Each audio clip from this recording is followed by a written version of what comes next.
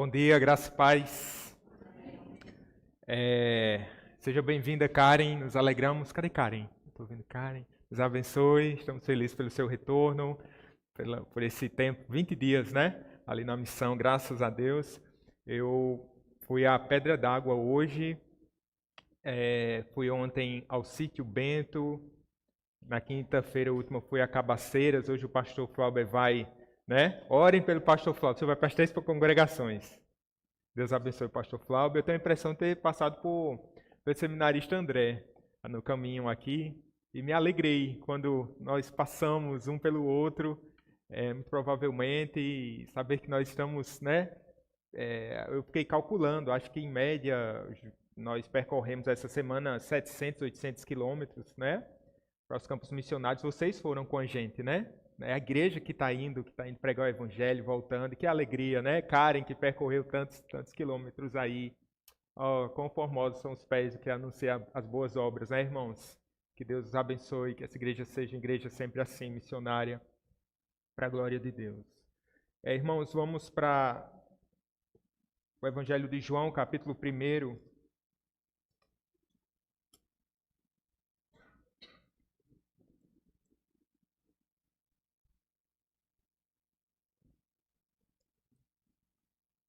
Eu quero meditar dos versículos 29 ao 31. Só esses 3 versos hoje. É tão rico, né? O Evangelho de João, e você vai vendo por partes. E eu fui diminuindo a quantidade de versículos para não ficar tão extenso, para a gente se aproveitar, para a gente poder aproveitar da melhor maneira possível esses versos aqui, esses versículos. 1 João, capítulo 1, versículos 29 ao 31. Lembrando que esse tem sido o livro que a gente tem meditado aqui na Escola Bíblica Dominical. Sara está aí com as pranchetas, né, Sara? Departamento infantil, quem precisar, se tiver alguma criança aí acompanhando, queira fazer as anotações, fiquem à vontade. Durante esse período de janeiro, né, a gente não teve funcionando o departamento infantil, está se preparando para retornar. Próximo final de semana, acredito eu, né? O departamento infantil retorna. Então, amém. Vamos ler a palavra do Senhor. Eu quero pedir auxílio dos irmãos. Vamos ler juntos esses 3 versículos. Leiamos, irmãos. No dia seguinte, viu João a Jesus que vinha para ele e disse: Eis o Cordeiro de Deus que tira o pecado do mundo. É este a favor de quem eu disse: após mim vem um varão que tem a primazia, porque já existia antes de mim. Eu mesmo não o conhecia, mas a fim de que ele fosse manifestado a Israel, vim, por isso, batizando com água. Vamos orar, meus queridos irmãos. Nosso Deus, louvamos, Pai, por Tua palavra, que é tão maravilhosa, por esse evangelho, Pai, que tanto nos enriquece, Senhor, que tanto nos fala acerca do Cordeiro de Deus. Nós cantamos sobre esse Cordeiro, nós adoramos esse Cordeiro precioso, que se sacrificou por nós, com sacrifício incomparável, Pai, e totalmente suficiente. E que, Pai, essa mensagem venha a nos instruir. Fala aos nossos corações essa manhã, Pai, para a Tua glória e louvor, em nome de Jesus. Amém. Amém. Para aqueles que acompanham o telejornalismo esportivo, talvez tenham se deparado com a notícia da partida do Léo Batista. Ele era um apresentador que trabalhava na área dos esportes, mas especialmente há mais de 70 anos. Nos últimos anos, a sua voz ficou mais conhecida pelo show do intervalo. Aqueles que acompanham futebol sabem do que eu estou falando melhor. Então, passavam-se os gols e ali ele narrava, e a sua entonação tão brilhante, sua voz concatenada, sua voz tão elegante, um tom tão agradável de ouvir, lhe rendeu um jargão que é a voz marcante de Léo Batista. É interessante que o nome de Léo Batista é João Batista, seu nome de batismo, de fato. Mas tinha outro João, cuja voz era muito marcante. E não somente pelo seu tom, pela sua entonação, não sabemos se era uma voz aveludada. Na verdade, nós nunca ouvimos a sua voz, mas era uma voz que clamava no deserto. Não era o tom dele que fazia a diferença, mas a mensagem que ele carregava, o texto que ele falava, a mensagem de salvação. É outro João, João Batista, a voz que ecoava pelo deserto da Judéia, chamando pessoas à salvação e proclamando a vinda do Cordeiro de Deus. Qual a beleza de João? Não era a sua voz, mas a mensagem que ele carregava. O objeto da sua pregação, a beleza e a glória de Jesus Cristo. E eu queria pensar sobre isso, meus irmãos, olhando para esse texto, em duas partes aqui. Quero falar sobre o mensageiro humilde, pensando um pouquinho sobre João Batista, porque ele ecoava, sua voz bradava, mas ele era alguém que sempre estava pondo o holofote, direcionando a luz para aquele que era a própria luz.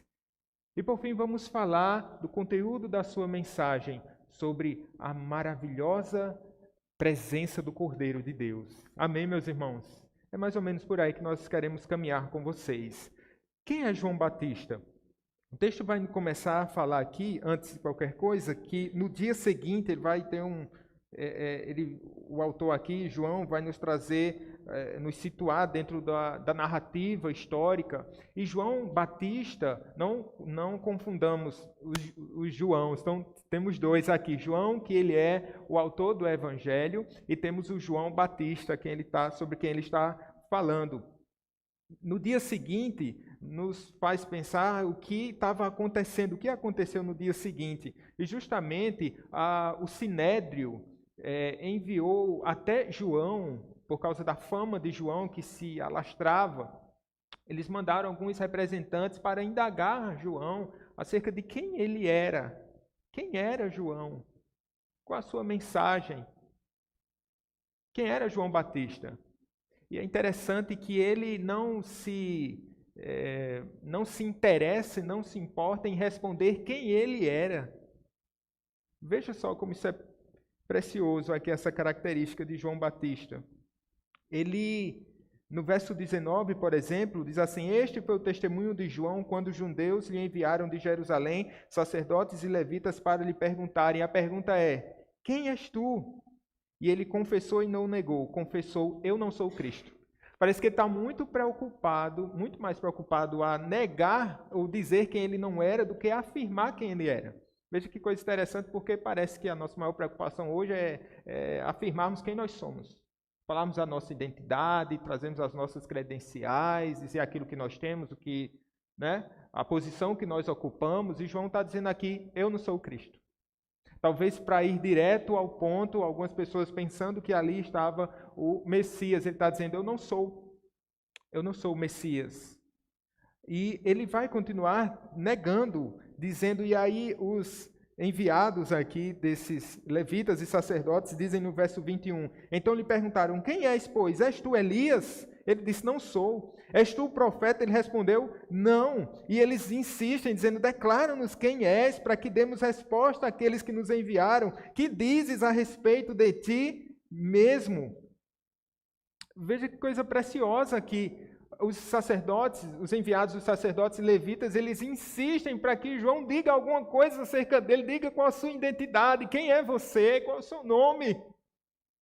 E ele se nega, ele não diz quem é. Porque aqui é interessante que João ele faz questão de sair de cena. É um processo que a narrativa do Evangelho vai nos mostrar. Daqui a pouco, ele vai... Dentro do ministério de João, alguns discípulos aqui, eles vão deixar de seguir o próprio João Batista. A partir do verso 35, a gente vai ver posteriormente isso, Diz assim: no dia seguinte estava João outra vez na companhia de 2 dos seus discípulos, e vendo Jesus passar, disse: Eis o Cordeiro de Deus. Os 2 discípulos, ouvindo dizer isto, seguiram Jesus. Então, essa é uma tônica aqui do Evangelho de João. Vai mostrar esse João sempre saindo de cena, apontando para o Cordeiro de Deus.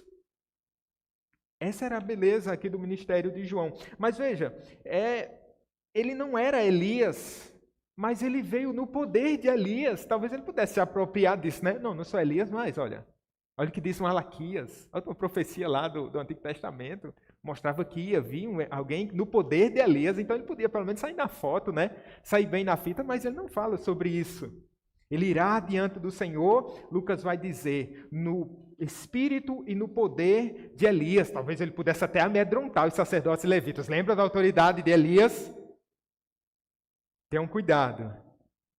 Ele não era profeta de fato, mas era um profeta. O último dos profetas. João foi o Elias que havia de vir, conforme Mateus e Malaquias afirmam, enviado para preparar o caminho do Senhor, isso já é anunciado pelo profeta Isaías. Ele foi diretamente chamado por Deus para essa missão singular. Ele poderia dizer: o profeta Isaías falou acerca de mim. Vê lá. Mas ele não cita isso. Ele poderia surfar na fama de Jesus. Ele poderia se valer do seu parentesco. Vocês lembram que ele era parente de Jesus? Ele era primo de Jesus. Ele não se vale disso. Isso não era importante para ele.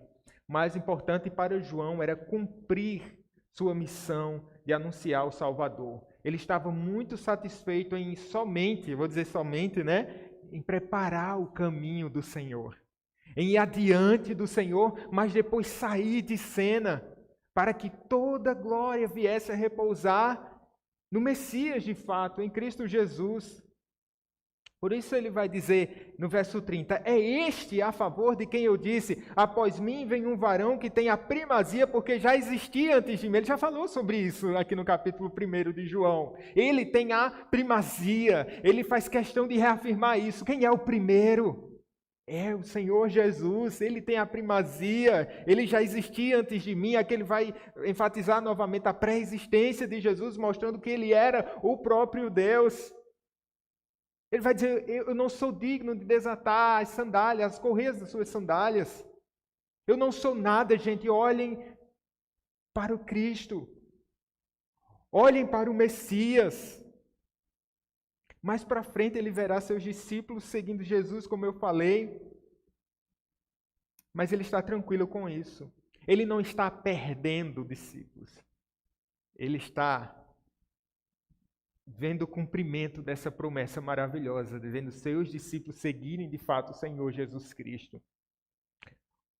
O apóstolo Paulo, quando ele estava preso lá em Roma, ele fala sobre um grupo que estava pregando Jesus, mas muito mais para suscitar sofrimento às algemas de Paulo. E ele não se preocupa com isso. Ele diz assim, todavia que importa? Uma vez que Cristo, de qualquer modo, está sendo pregado, quer por pretexto, quer por verdade, também me regozijo, sim, sempre me regozijarei. Veja o espírito do apóstolo Paulo como se assemelha ao de João Batista. Veja, se Cristo está sendo anunciado, se o Cordeiro está sendo glorificado, eu me dou por satisfeito, porque o ministério não é meu, a glória não é minha. Ele está vendo Jesus aqui pela primeira vez. No verso 31 diz assim, eu mesmo não o conhecia, mas a fim de que ele fosse manifestado a Israel, vim por isso batizando com água. É outra ênfase aqui de João Batista. Eu não conhecia. Alguns até vão conjecturar, dizendo que de algum modo eles tinham tido algum contato, mas não há evidência textual que comprove que eles já tinham tido algum contato, senão, exceto quando João estava na barriga, no ventre de Isabel, ia dizer no ventre do peixe, né? Na barriga de Isabel, né? Quando estava na barriga de Isabel, e quando é anunciado, quando ela se encontra com Maria, vai dizer aquela coisa maravilhosa, né? Que ele se alegrou dentro da barriga da sua mãe, Isabel. Mas agora, ele está podendo ver novamente Jesus. Imagine só, eu mesmo não conhecia. Mas agora é esse Espírito que confirma quem é o Messias para ele. Justamente em João, se a gente adiantar a leitura aqui, verso 32, e João testemunhou dizendo, viu o Espírito descer do céu como pombo e pousar sobre ele. Eu não conhecia, diz o verso 33, aquele, porém, que me enviou a batizar com água, me disse, aquele sobre quem vires descer e pousar o Espírito, esse é o que batiza com o Espírito Santo. Ou seja, é o próprio Deus que revela a João Batista que quem é o Messias não é por grau de parentesco. E você sabe disso. Talvez você seja filho de crente.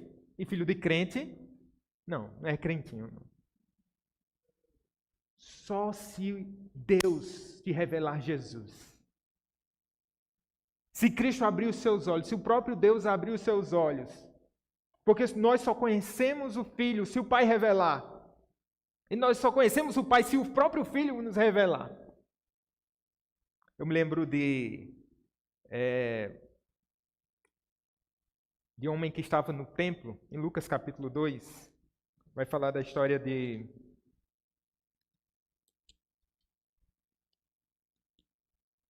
Simeão. Simeão, o Espírito disse a Simeão, vai para o templo. E ali, o menino Jesus, com poucos dias nascido, ele é levado pelos seus pais. Aí o Espírito diz assim, esse menininho embrulhado aí, ele é o Messias. Ele é o Messias. Ai, Simeão diz, agora, dá licença que me dá esse menino. Agora, Senhor, pode despedir em paz o teu servo, porque os meus olhos já viram a tua salvação. É isso, se o Pai nos revelar o Filho, nós conhecemos o Filho. João vai dizer aqui, nós vimos a sua glória. Nem todos conheceram, nem todos receberam, mas aqueles a quem o Pai revelou, esses receberam o Filho e conhecem o Filho. Isso é suficiente para João.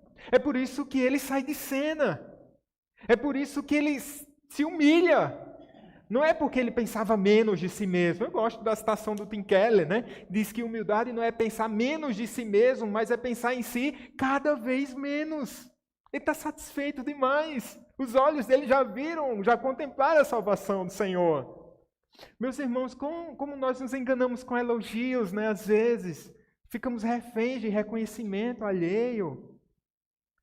Certo dia eu estava pregando na igreja e quando terminei a pregação, aí veio uma senhorinha lá, me abraçou e disse, pastor, como o senhor é bonito.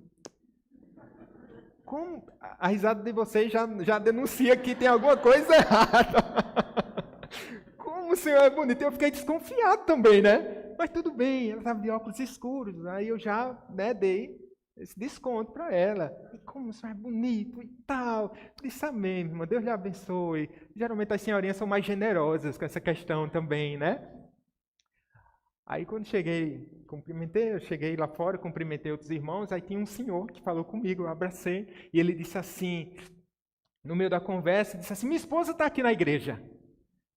Talvez o senhor já tenha falado com ela. Está ali ela, e apontou, ela era aquela senhora. Disse assim, aquela senhora, eu já falei com ela. Aí ele disse, pastor, ela está de óculos escuros porque ela fez cirurgia de catarata nos 2 olhos. Aí eu, entendi. Agora eu entendi o tom dos elogios. Sabe, meus irmãos, qualquer elogio que você receba, considere que são olhos que estão pálidos, que não enxergam tão bem. E não considere esse foi o elogio mais humilhante que eu recebi na vida. Mas sabe o que é? Nós não precisamos ser reféns de um elogio, de um reconhecimento disso ou daquilo. Às vezes nós esperamos que pessoas digam, como seu ministério é bonito, como sua voz é marcante, Ou como a sua atuação ministerial é preciosa. Ou como seu testemunho é tão maravilhoso. E às vezes a gente fica esperando por esse tipo de feedback, de elogio. Mas, meus irmãos, que saibamos, meus irmãos, a não depender de reconhecimento humano. Até mesmo porque isso pode ser uma pedra de tropeço para nós. Tem ministérios que têm suplantado a glória do próprio Deus. Igrejas que se tornam mais importantes do que o próprio Deus. Devemos ter cuidado com isso. Sociedades que se tornam tão mais importantes do que aquilo que é mais importante, o Cordeiro de Deus. Se é uma UPH, graças a Deus, 20 homens, 20 varões já dá... Gabriel vai fazer um bandinha, né? O pessoal já estava pensando, já dá 2 times, né? A gente vai vendo outras coisas, outras possibilidades, né? Que bom, que bênção, que cresça, mas que em tudo Deus seja glorificado. A fala de João era uma só: importa que ele cresça e que eu diminua. Importa que ele cresça e que eu diminua. E a gente precisa se esconder para que a glória de Deus apareça. Eu estava aqui, né, quando o pastor me chamou para pregar, eu fiquei bem num ângulo assim, onde o pastor... É fácil eu ser encoberto, né, gente?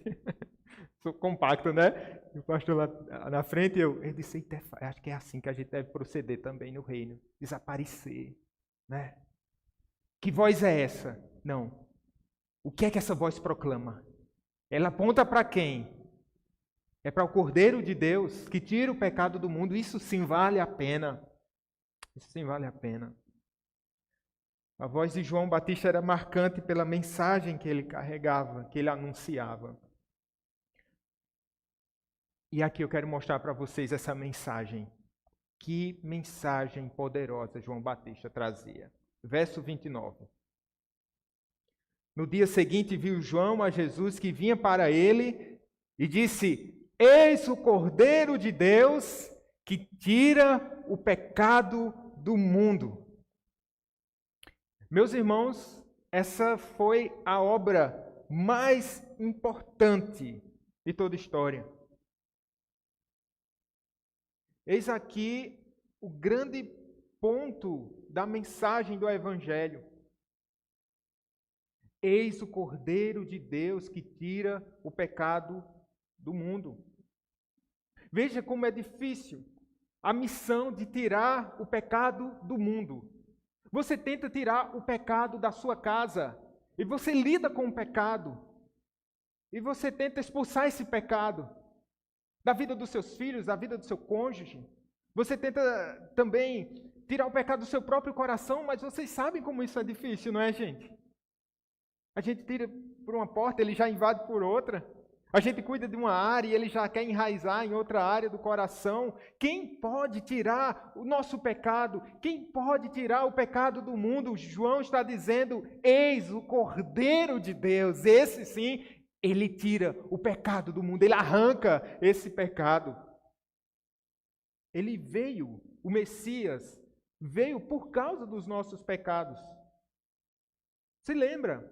Você se lembra que Deus fez tudo muito bom no início da narrativa ali de Gênesis, capítulo 1, capítulo 2, mas o homem conseguiu arruinar tudo. A criação foi arruinada. Paulo vai dizer lá em Romanos capítulo 8, porque sabemos que toda a criação, não parte da criação, mas toda a criação, a um só tempo geme e suporta angústias até agora. O homem arruinou a si mesmo. Ele entra em muitas encrencas, né, como diz lá Salomão. Como consequência do pecado, ele carrega a culpa, a condenação, ele também carrega a corrupção, ou seja, uma natureza depravada, não no sentido de que nós somos tão maus como nós podemos ser, mas é que em todas as nossas faculdades, todas as áreas, o pecado afetou, nas nossas emoções, no nosso intelecto, nos nossos relacionamentos, na nossa devoção. Não há uma área da nossa vida que não tenha sido afetada de alguma forma pelo pecado. É a depravação total. Não há um justo, nenhum sequer. Não há quem faça o bem. Isso se diz no Antigo Testamento, no Novo Testamento, mas isso se percebe em toda a Escritura. Isso se percebe na nossa própria experiência de vida. Isso se constata na nossa sociedade. Não há um justo, nenhum sequer. Às vezes ficamos perplexos, indignados com as atrocidades, que alguns homens cometem. Podemos pensar em tom de justiça, esbravejar. Por que Deus não varre logo essa maldade? Por que Deus não tira logo a maldade desse mundo e tira os homens maus, os homens perversos? Mas você já parou para pensar, se Deus resolvesse fazer isso realmente? Já parou para pensar nessas consequências? Um homem chamado Alexander Solzhenitsyn, ele foi um dos sobreviventes dos gulags, que eram campos de trabalho forçado administrados pelo regime comunista da União Soviética, especialmente sob o governo de Stalin. Olha o que ele escreveu. Se fosse assim tão simples, se houvesse só pessoas más em algum lugar que insidiosamente cometem obras malignas e fosse necessário apenas separá-las do restante de nós para as destruir, mas a linha que divide o bem do mal corta pelo meio o coração de todo ser humano. Se fôssemos separar o bem do mal, a linha que divide o bem do mal corta pelo meio o coração de todo o homem. Portanto, se você esbraveja com um tom de justiça, Senhor, por que o Senhor não varre logo toda a maldade desse mundo? Não se esqueça que dentro dessa leva você também iria ser expulso desse mundo. Porque a maldade, o bem e o mal corta o coração de todos os homens. Então, como é que ele tira o pecado do mundo? Tem uma solução simples, era só tirar os pecadores. Já pensou como isso ia ser fácil para Deus? É só tirar. Corta o mal pela raiz. Começa tudo outra vez. Sim, porque Deus não pode ver maldade. O salmista vai dizer no Salmo 5, pois tu não és Deus que se agrade com a iniquidade, e contigo não subsiste o mal. Ou seja, Deus e o mal não podem subsistir no mesmo ambiente, no mesmo espaço. Tu és tão puro de olhos que não podes ver o mal e a opressão. Ao mal não podes contemplar, Abacuque vai nos dizer. Ou seja, dentro desse ambiente, desse recinto, ou nós, ou Deus. Porque para Deus estar aqui, sem exercer justiça, alguém teve que ser sacrificado. O Cordeiro de Deus. Por isso João diz, eis o Cordeiro de Deus que tira o pecado do mundo. Como solucionar esse problema? A imagem de um cordeiro é nos mostrada aqui. E cordeiro é uma imagem comum na linguagem religiosa dos judeus. No Antigo Testamento, cordeiro era sempre usado para fazer algum tipo de oferta para Deus, ofertas para purificação e ofertas para propiciação pelo pecado. A ideia de aplacar a ira de Deus, de conter a ira de Deus. Ou seja, o cordeiro era sacrificado. E ao invés da ira de Deus cair sobre o pecador culpado, cairia sobre o carneirinho aqui. Havia pelo menos três rituais aqui no Antigo Testamento que envolviam o cordeiro. Você pode lembrar aí do cordeiro pascal. Êxodo 13 vai nos dizer, Êxodo 12, que era sacrificado uma vez por ano. O cordeiro de oferta voluntária, o cordeiro da oferta pacífica. Mas a linguagem ainda é bastante abrangente, porque você talvez se lembre lá do sacrifício que Abel oferece a Deus, que é sacrificando o animal, que pode tipificar ali o sacrifício de um cordeiro. Lembra da aliança que Deus faz com Abrão, quais os moldes desse acordo, dessa aliança, que seria bilateral, um acordo onde duas partes elas concordam com algo. Era um ritual em que animais eles eram cortados ao meio e as duas partes que estavam entrando em acordo, elas passavam pelo meio dos animais. E ali tinha uma mensagem muito clara, que é: quem quebrar esse acordo vai ser dilacerado. Veja que coisa séria. O que é que Deus faz? Põe Abrão para dormir. Isso é graça demais, né? Põe Abrão para dormir. Quem é que passa? O acordo bilateral se torna unilateral. Deus passa. O cordeiro ali também. Lembra lá de Abraão levando Isaac para o monte para sacrificar o seu filho? Antes dele sacrificar o seu filho, e é mostrado lá um cordeiro. Queria substituir Isaac. No Egito ocorreu a mesma coisa. Para poupar os primogênitos, as famílias deveriam sacrificar um cordeiro e marcar os umbrais da porta com o sangue do cordeiro. Toda essa rica simbologia encontra seu significado pleno no sacrifício de Jesus. Um sacrifício único, mas totalmente suficiente. Como Hebreus vai nos mostrar. Somos poupados da ira divina por meio do Cordeiro de Deus que tira o pecado do mundo. Ele mesmo diz, o próprio Jesus diz que o seu sangue é símbolo da nova aliança, o sacrifício perfeito, prontamente aceito por Deus, que o ressuscitou dentre os mortos, nos garantindo justificação. De fato, Jesus tirou o pecado do mundo, ele aplacou a ira de Deus, ele substituiu cada um dos que creem em seu nome. E veja como é poderoso o seu sacrifício, porque aqui está no singular. Eis o Cordeiro de Deus que tira o pecado do mundo. Como se unificasse todos os pecados ali, Cristo, de maneira seu sacrifício fosse tão suficiente, capaz de perdoar todos os pecados cometidos. Agora, de fato, são os pecados do mundo, mas isso não nos fala sobre uma salvação universal. Mas a todos que recebem o Senhor, a todos que o recebem, é lhes dado o poder de serem feitos filhos de Deus. Esse é o cordeiro que se mostra lá em Isaías 53. Uma ovelha muda perante seus tosqueadores, que é levado para ser sacrificado. Paulo nos diz que o cordeiro pascal foi imolado. Pedro nos diz que fomos resgatados pelo precioso sangue, como de cordeiro sem defeito e sem mácula, o sangue de Cristo. Esse é o cordeiro que tira o pecado do mundo. Só ele. E ele é o bastante. Seu sacrifício é suficiente. O cordeiro tirou o pecado do mundo. Mas é interessante que a expressão aqui, ela pode ser traduzida por ele está tirando o pecado do mundo.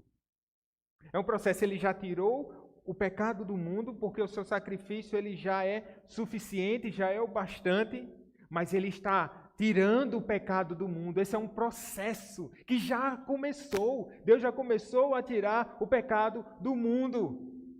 Quando ele chama, regenera pessoas no meio do seu povo, Deus está tirando o pecado do mundo, nos livrando da culpa e da corrupção, que será por fim removida para sempre. Aqui nos mostra que a teologia chama de glorificação, estágio final dos santos, né? Perfeitos, aperfeiçoados em Cristo Jesus. Estaremos completamente livres do pecado, não haverá mais corrupção moral, pois seremos totalmente conformados ao caráter santo de Cristo. E eu aguardo por esse dia, onde não mais seremos afetados, abalados ou tentados pelo pecado, mas totalmente livres da corrupção. Todas as nossas faculdades serão restauradas, regeneradas. Não haverá mais ira no nosso coração, maldade, não haverá mais cobiça, não haverá mais pensamentos adúlteros, não haverá mais mentira no meio do povo de Deus, porque seremos assim como Ele é, santo, santo e santo. Mas há uma última imagem aqui do Cordeiro que a gente precisa lembrar. Está em Apocalipse, capítulo 17. Olha aqui como é precioso essa linha aqui de interpretação. Esse simbolismo aqui do Cordeiro chega até... A gente falou do Evangelho, a gente falou do Antigo Testamento, a gente falou de Paulo, né? A gente falou de Pedro. Olha Apocalipse agora, Apocalipse capítulo 17, versículos do 11 ao 14.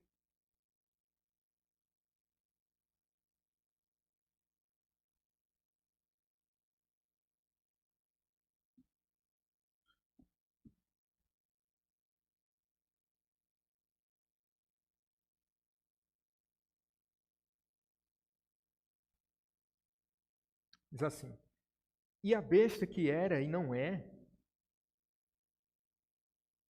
também é ele, o oitavo rei, procede dos sete e caminha para a destruição. Os 10 chifres que viste são 10 reis, os quais ainda não receberam reino, mas receberam autoridade como reis com a besta durante 1 hora. Tem estes um só pensamento e oferecem à besta o poder e a autoridade que possuem. Olha o versículo 14, que é o versículo que eu quero mostrar para vocês. Pelejarão eles contra o Cordeiro, e o Cordeiro os vencerá, pois é o Senhor dos senhores e o Rei dos reis. Vencerão também os chamados eleitos e fiéis que se acham com ele. Essa última imagem do Cordeiro mostra um Cordeiro que tirará toda a maldade do mundo, que julgará o mundo com perfeita justiça. Esse Cordeiro é Rei dos reis, esse Cordeiro é Senhor dos senhores. Veja a consumação de todas as coisas, para onde aponta essa glória do Cordeiro de Deus. E está dizendo aí que nós também, que confiamos nesse Cordeiro, somos e seremos o quê? Vencedores. O Cordeiro é o símbolo de justiça e de destruição do mal. Você que fica pensando, por que Deus não acaba de uma vez, varre toda a maldade desse mundo? Se Ele é o seu Cordeiro, Ele já varreu a maldade do seu coração e está tirando o mundo do seu coração. E esse é um processo irreversível e glorioso. Não é bom experimentarmos isso? Deus está tirando o mundo de mim. E Deus está tirando o mundo do meu coração. A cada passo, olhando para Jesus, a cada pecado vencido, a cada não, a cada negativa que damos para o mundo, a cada novo hábito que nós adquirimos, a cada devocional, cada vez que o nosso coração arde ouvindo a mensagem do Evangelho, cada vez que nós nos inquietamos com a justiça do mundo, mas também nós sabemos que esse Cordeiro há de tirar toda a maldade do mundo, mas nós clamamos, Senhor, tem misericórdia desse mundo mau. Esse é um processo. Deus está fazendo grandes coisas. Eis o Cordeiro de Deus que arranca o pecado do mundo. E se não for a obra de Cristo Jesus, nenhum de nós tem qualquer possibilidade de demonstrar qualquer avanço, por mais tímido que seja. Mas se o Cordeiro começou essa obra em nós, Ele está arrancando o mundo de nós. Em sua misericórdia, ao invés de cortar os homens do mundo, Deus preferiu moer o seu filho. Isso certamente cortou o coração do Pai. Mas no seu último ato de justiça, os que não confiaram na obra do Cordeiro sofrerão as consequências eternamente.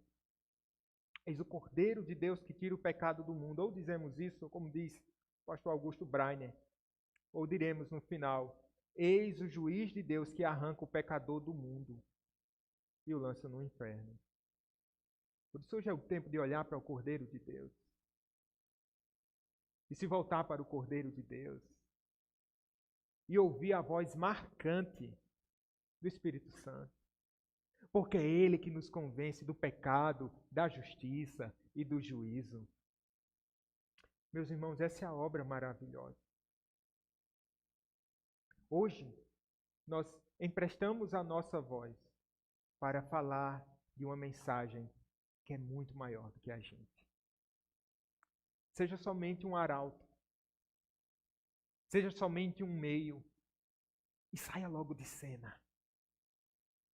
E que Cristo permaneça. Porque Ele é o primeiro, Ele é o último, Ele é o princípio e Ele é o fim. E diante dEle, todo joelho se dobre, toda língua confesse. Eis o Cordeiro de Deus que tira o pecado do mundo. Você pode dizer nessa manhã: eis o Cordeiro de Deus que tira o pecado de mim. E que levou as minhas transgressões. Isso é a obra do Evangelho. Isso é o bastante para nós. Vamos orar, querido.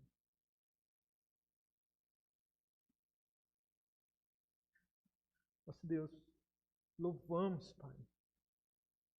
Aquela voz que ecoou, que ecoava pelo deserto, chamando pecadores ao arrependimento. É a mesma voz replicada pelo Espírito Santo nessa manhã, que nos chama ao arrependimento. O Senhor sabe da nossa vida, Pai. Se fosse para separar o mal do bem, o coração de todo homem seria cortado ao meio, porque o mal habita em nós ainda, Senhor. Por isso nós precisamos de alguém que seja totalmente santo e puro, que tenha um sacrifício suficiente, que seja aceito no céu. E nós te louvamos porque não há outro nome igual ao de Cristo Jesus. Porque o seu sangue foi derramado na cruz do Calvário pelas nossas transgressões. Muito obrigado, Senhor. Porque o teu sacrifício foi aceito pelo Pai. E hoje a poderosa redenção. Glorifica o teu nome, pois, Pai, em nosso meio. E santifica-nos em verdade. A tua palavra é a verdade. Assim seja em nome de Jesus. Amém.